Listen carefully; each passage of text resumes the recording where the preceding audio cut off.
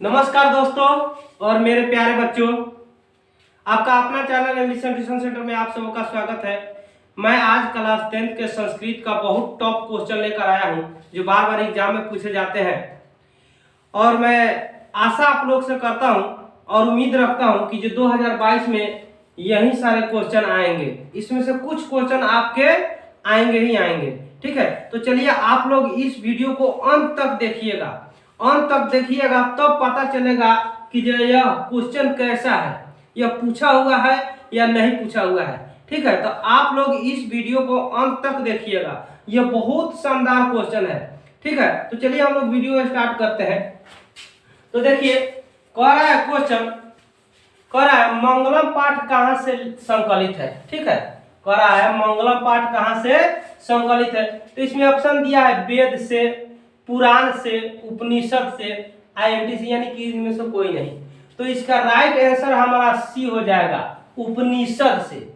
जो हमारा मंगलम पाठ है वह उपनिषद से संकलित है। इसमें 5 मंत्र है, ठीक है, इसको भी याद रखिएगा। और उपनिषद के रचयिता महर्षि वेद व्यास है, ठीक है, इसको भी याद रखिएगा। चलिए 2 नंबर क्वेश्चन देखते हैं। कह रहा है किसे वश में नहीं किया जा सकता। तो यहाँ ऑप्शन है आत्मा, परमात्मा, विद्या और डी में दिया है सी। तो इसका राइट आंसर हो जाएगा हमारा ए, आत्मा। हम लोग आत्मा को वश में नहीं कर सकते हैं, ठीक है। उसके बाद 3 नंबर क्वेश्चन देखते हैं। मंगलम पाठ के रचनाकार कौन है। तो देखिए अभी हम बताए हैं कि जो मंगलम पाठ में 5 मंत्र हैं और उसका रचनाकार वेद व्यास जी है, ठीक है। और उपनिषद का भी रचनाकार वेद व्यास जी है। तो इसका राइट आंसर हो जाएगा हमारा सी, वेद व्यास। मंगलम पाठ का रचनाकार कौन है, वेद व्यास है, ठीक है, वेद व्यास, याद रखिएगा। उसके बाद कह रहा है किसकी विजय नहीं होती है। तो देखिए यहाँ पे कह रहा है किसकी विजय नहीं होती है। तो देखिए ऑप्शन दिया है सत्य की, असत्य की, धर्म की, कोई नहीं। तो इसका राइट आंसर हो जाएगा असत्य की, यानी कि असत्य की विजय नहीं होती है, ठीक है। उसके बाद देखते हैं 5 नंबर क्वेश्चन। कह रहा है पाटलिपुत्र पटना के नाम से कब प्रसिद्ध हुआ। पाटलिपुत्र पटना के नाम से कब प्रसिद्ध हुआ, बहुत इंपॉर्टेंट क्वेश्चन है। आप लोग इस वीडियो को अंत तक देखिएगा तब पता चलेगा कि जो ये क्वेश्चन कैसा है, ठीक है। तो चलिए देखते हैं पाटलिपुत्र पटना के नाम से कब प्रसिद्ध हुआ। तो यहाँ दिया है ऑप्शन मुगल वंश काल में, मध्य काल में, गुप्त काल में और डी में कोई नहीं। तो इसका राइट आंसर हो जाएगा बी, मध्य काल में। क्या हो जाएगा, मध्य काल में, ठीक। उसके बाद देखते हैं पटना के उत्तर दिशा में कौन से नदी है। तो सब कोई जानता है कि जो पटना के उत्तर दिशा में गंगा नदी है। गंगा पटना के तट पर ही स्थित है, ठीक है। तो इसका राइट आंसर ये हो जाएगा गंगा, ठीक है। पटना के उत्तर दिशा में कौन सा नदी है, गंगा है। उसके बाद 7 नंबर क्वेश्चन देखते हैं। मेगास्थनीज पटना किसके समय में आया था। मेगास्थनीज पटना में किसके समय आया था। तो देखिए दिया है ऑप्शन अशोक के समय, उसके बाद मुगल वंश के समय, चंद्रगुप्त के समय, उसके बाद डी में अंग्रेज के समय। तो इसका राइट आंसर हो जाएगा हमारा सी, चंद्रगुप्त मौर्य के समय। किसके समय, चंद्रगुप्त मौर्य के समय मेगास्थनीज पटना में आए थे, ठीक है। उसके बाद देखते हैं, कह रहा है 8 नंबर क्वेश्चन कह रहा है व्याकरण के रचनाकार कौन है। व्याकरण के रचनाकार कौन है। तो इसका राइट आंसर बी हो जाएगा, पाणिनि। क्या हो जाएगा, बी हो जाएगा। उसके बाद 9 नंबर क्वेश्चन देखते हैं। आलस कथा पाठ कहाँ से लिया गया है। आलस कथा जो पाठ है, आलसियों की कथा है, वह कहां से लिया गया है। तो देखिए इसका राइट आंसर हो जाएगा पुरुष परीक्षा। ये राइट आंसर हो जाएगा 9 का, ठीक। पुरुष परीक्षा ग्रंथ से आलस्य कथा लिया गया है। उसके बाद देखते हैं 10 नंबर क्वेश्चन। कह रहा है आधुनिक काल की संस्कृत कवयित्री कौन है। आधुनिक काल की संस्कृत कवयित्री कौन है। तो इसका राइट आंसर बी हो जाएगा, 10 के बी, पंडिता क्षमा राव। पंडिता क्षमा राव आधुनिक काल के संस्कृत कवयित्री है, ठीक है। उसके बाद देखते हैं 11 नंबर क्वेश्चन। याज्ञवल्क्य की पत्नी कौन थी। तो देखिए इसका राइट आंसर हो जाएगा ए, मैत्रेयी। क्या हो जाएगा? मैत्रेयी। उसके बाद देखते हैं 12 नंबर क्वेश्चन, भारत महिमा पाठ के रचनाकार कौन है?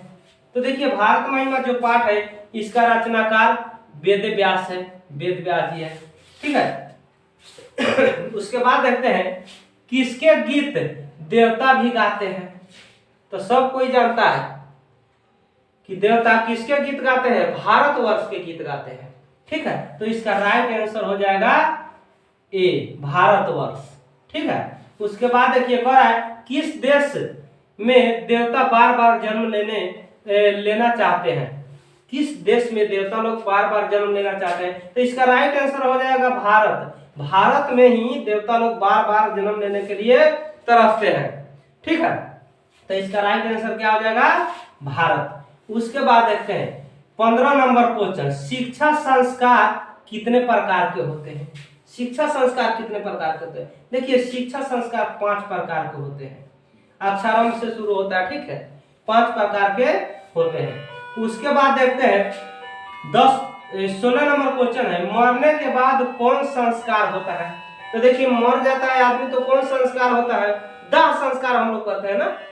ठीक है, तो इसका राइट आंसर हो जाएगा ये, दाह संस्कार। क्या हो जाएगा? दाह संस्कार। उसके बाद देखते हैं 17 नंबर क्वेश्चन, प्राचीन संस्कृति की पहचान किससे होती है? प्राचीन संस्कृति की पहचान किनसे होती है? ऑप्शन में दिया है धर्मों से, संस्कारों से, कर्मों से, धन से। तो इसका राइट आंसर हो जाएगा संस्कारों से।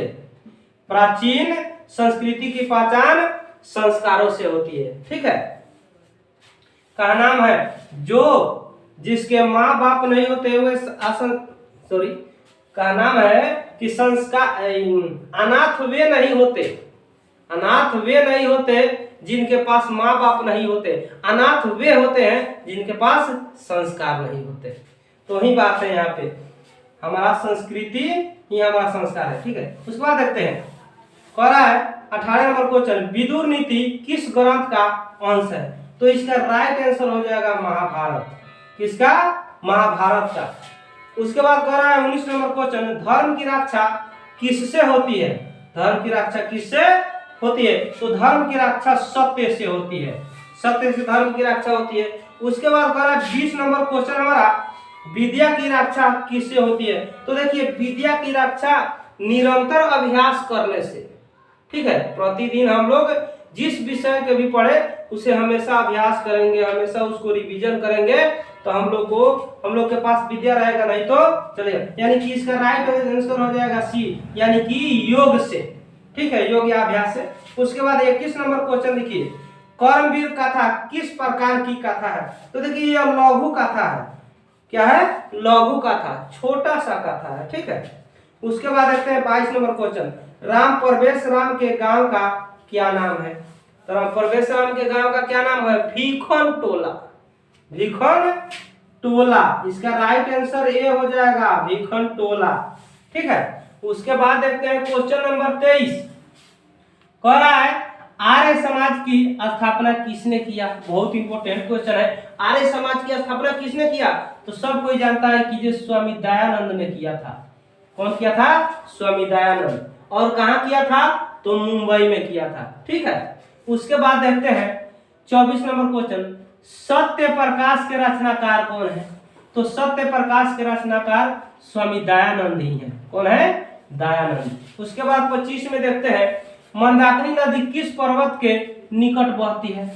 तो इसका राइट आंसर बी हो जाएगा, चित्रकूट। कौन नदी हो जाएगा? चित्रकूट। उसके बाद देखते हैं रामायण के रचनाकार कौन है? तो यहाँ इसका राइट आंसर हो जाएगा वाल्मीकि। क्या हो जाएगा? वाल्मीकि। उसके बाद 27 नंबर क्वेश्चन देखते हैं, हितोपदेश के रचयिता कौन है? हितोपदेश के रचयिता कौन है? तो इसका राइट आंसर हो जाएगा 27 का ए, नारायण पंडित। क्या हो जाएगा? नारायण पंडित। उसके बाद कह रहा 28 नंबर क्वेश्चन, मैं वंशहीन हूं किसने कहा था? मैं वंशहीन हूं किसने कहा था? तो यह बाघ ने कहा था। किसने कहा था? बाघ ने कहा था। व्याघ्र पथिक कथा पाठ का यह है। बाघ ने कहा था पथिक से कि जो मैं वंशहीन हूं, मेरे पास कोई वंश नहीं है, मैं जब युवा था तो बहुत दुराचारी था, जिसके कारण मेरे पूरे परिवार मर गए, इसलिए मैं वंशहीन हूँ। आप मुझ पर विश्वास कीजिए और ये जो सोने का कंगन है वो ले लीजिए, मैं दान में दे रहा हूँ। ठीक है, तो वही कहा था, बाघ ने कहा था। उसके बाद देखिए 29 नंबर, कर्णस्य दान वीरता पाठ के रचनाकार कौन है? कर्णस्य दान वीरता पाठ के रचनाकार यानी कि भास है, इसका राइट आंसर हो जाएगा भास। कर्ण जानते हैं आप लोग, कर्ण महाभारत में कर्ण बहुत बलवान था, ठीक है, लेकिन उनको जन्म से ही कवच और कुंडल मिला था। उसे कोई दानव या देव उसे लगभग काट नहीं सकता था, ठीक है, उसे कोई काट नहीं सकता था, लेकिन इंद्र ने छल से आ करके उनके कवच और कुंडल को ले गए। तो चलिए कह रहा है कि जो कर्णस्य दान वीरता पाठ के रचनाकार कौन है? तो भास जी है। उसके बाद देखते हैं दुख का विषय क्या है। कह रहा है दुख का विषय क्या है, तो इसका राइट आंसर ये हो जाएगा सार्वभौमिक अशांति। आजकल देख रहे हैं प्रत्येक देश में अशांति फैला हुआ है, थोड़ा थोड़ा के लिए मार झगड़ा होते रहता है, तो हमारा अशांति वही ना हुआ, तो इसका राइट आंसर हो जाएगा है। फिर कह रहा है चरक संहिता की रचना किसने की? चरक संहिता, चरक संहिता यानी कि इसका अर्थ है कि चरक है, चरक, ठीक है। उसके बाद देखते हैं 32 नंबर क्वेश्चन, भास के कितने नाटक उपलब्ध है? तो इसका राइट आंसर हो जाएगा 13, भास जी के 13 नाटक उपलब्ध है। उसके बाद देखते हैं 33 नंबर क्वेश्चन, कर्ण किसका कवच, कर्ण किसको कवच और कुंडल देता है? ठीक है, कह रहा है कर्ण किसको कवच और कुंडल देता है? तो इंद्र जी छल करके आते हैं और कर्ण से कवच और कुंडल मांग कर ले जाते हैं। तो किसको दे देते हैं? तो इंद्र को देते हैं दान के स्वरूप, ठीक है। उसके बाद देखते हैं हम लोग 34 नंबर से,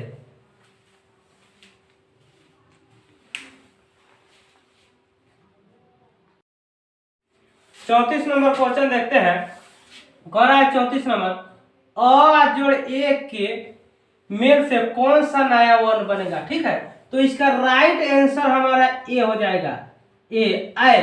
देखिए ए का अर्थ होता है, ये का अर्थ होता है एगो एकले, एक अर्थ है एगो एकले होता है। उसके बाद अगर इस पर भी एकले हो तो इसका अर्थ होता है दूगो एकले। क्या होता है? दूगो एकले, ठीक है। तो ए के मेल से क्या बनेगा? आय बनेगा। उसके बाद देखते हैं क्वेश्चन नंबर 35, कह रहा है विद्या जोड़ एका की संधि होगी। देखिए विद्या जोड़ एका, यहाँ पे विधा आ रहा है, आ विधा आ प्लस ए, ठीक है, तो क्या हो जाएगा? विधायका, ठीक है, क्या हो जाएगा? विधायका। इसका राइट आंसर विधायका हो जाएगा। उसके बाद देखते हैं 36 नंबर क्वेश्चन, अ जोड़ ई के मेल से कौन सा शब्द बनेगा? तो इसका राइट आंसर ए हो जाएगा। क्या हो जाएगा? ए हो जाएगा, ठीक है। उसके बाद देखते हैं उपसर्ग से कौन शब्द बनेगा? उपसर्ग के कौन शब्द बनेगा? तो देखिए इसका राइट आंसर हो जाएगा बी, उपकारः। क्या हो जाएगा? बी, उपकारः। उसके बाद देखते हैं बी उपसर्ग से कौन सा शब्द बनेगा? बी से कह रहा है, बी से, तो देखिए यहाँ पे राइट आंसर बी हो जाएगा, विहारः, विहारः। उसके बाद देखते हैं 39 नंबर क्वेश्चन, द्विगु समास का उदाहरण कौन सा है? तो यहाँ पे दिया है ऑप्शन, देखिए गणेश, उसके बाद उपनगरम, त्रिभुवनम और उसके बाद पितृ। तो इसका राइट आंसर हो जाएगा सी, द्विगु समास, संख्या पूर्व द्विगु समास, जिसमें संख्या पहला पद संख्यावाचक हो, जिसमें पहला पद संख्यावाचक हो उसे हम लोग द्विगु समास कहेंगे, ठीक है, याद रखिएगा। कोई भी संख्यावाचक होगा उसे हम लोग द्विगु समास कहेंगे। जैसे मैं देखिए ना यहाँ पे दिया है त्रिभुवन, त्रि मतलब तीन, तीनों भुवनों का समाहार, ठीक है, तीन भुवन।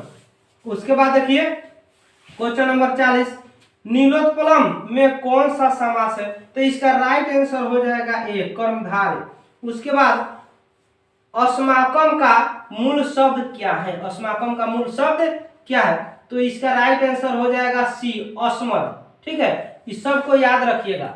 उसके बाद 41 नंबर क्वेश्चन कह रहा है नदी में कौन सी विभक्ति है? तो इसका राइट आंसर हो जाएगा बी, द्वितीय विभक्ति है। कौन विभक्ति है? द्वितीय विभक्ति।